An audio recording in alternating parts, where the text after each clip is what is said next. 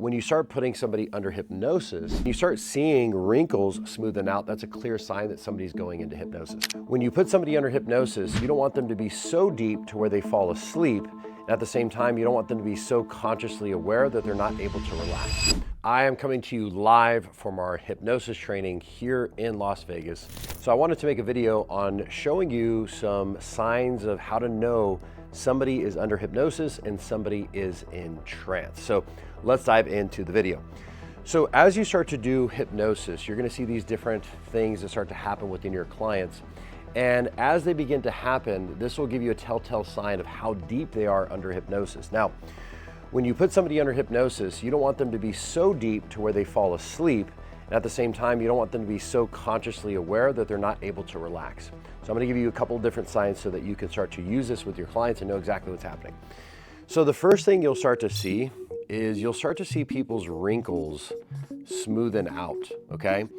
So, you know, as we are going throughout our days, we're very busy, stuck in our conscious mind. Our brainwave cycles are moving really fast. We have a lot of thoughts going on, and our thoughts begin to manifest into our physical body.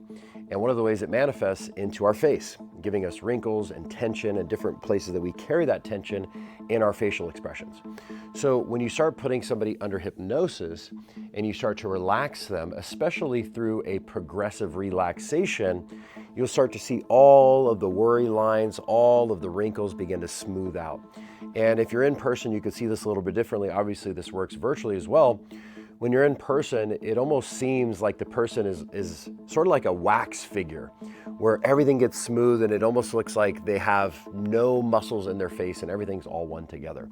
So when you start seeing wrinkles smoothen out, that's a clear sign that somebody's going into hypnosis. By the way, one of the ways you can induce this is by doing what's called the progressive relaxation. It's not the only way to have your wrinkles smoothen out in your face.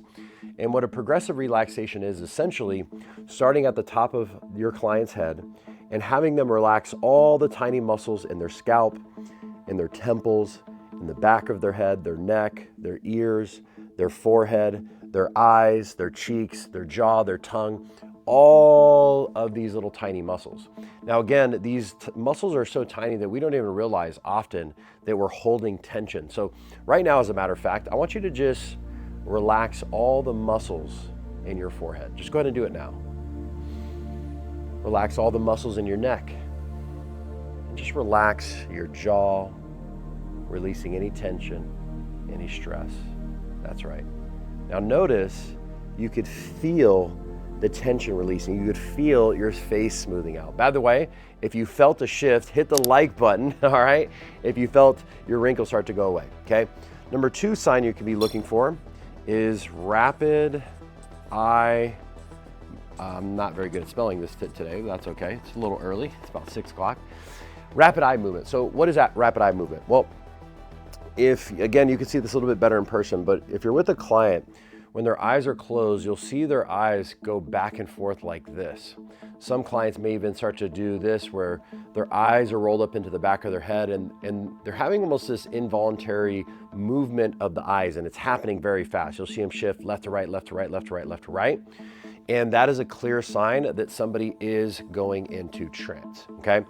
Number 3 is you'll see the breathing slow down, okay?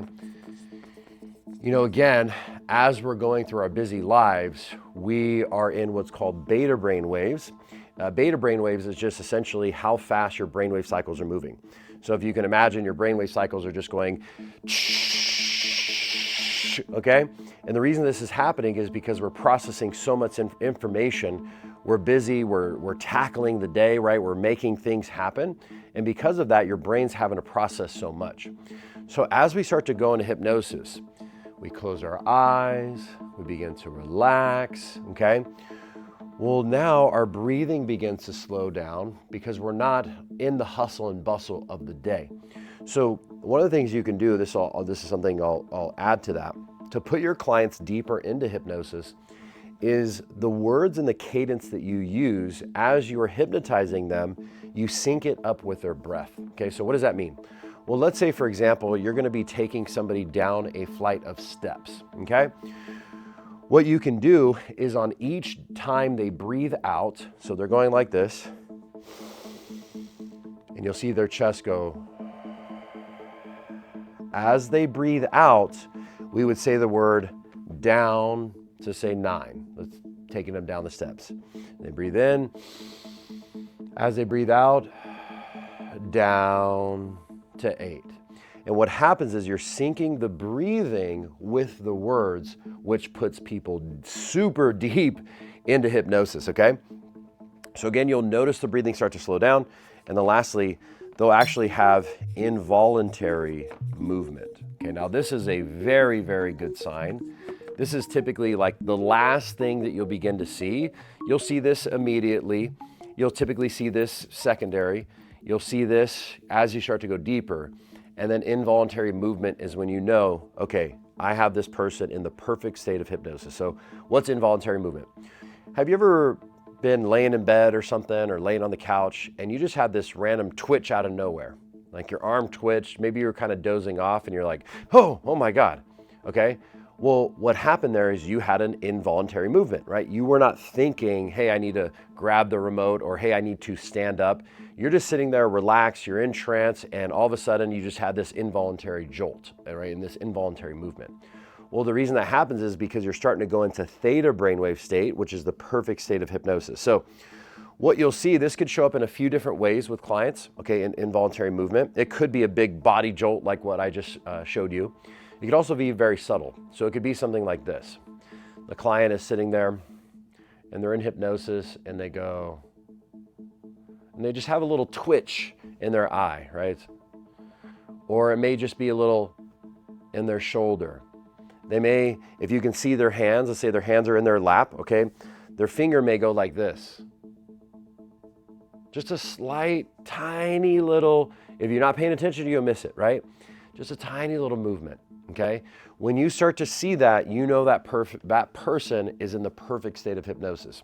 And what I like to do, especially if I'm doing like a quantum leap hypnosis, is once I start seeing my client show these different qualities, I may skip part of my hypnosis induction or the script and go right into doing the quantum leap hypnosis. So I wasn't planning on sharing this, but I'll share it since I'm already on the topic. So quantum leap hypnosis is essentially putting somebody's subconscious mind in the end result imagery of what they want to create, right? It's the quantum leap of the reality of the timeline shift they want to make to manifest whatever it is their goals and dreams are, right?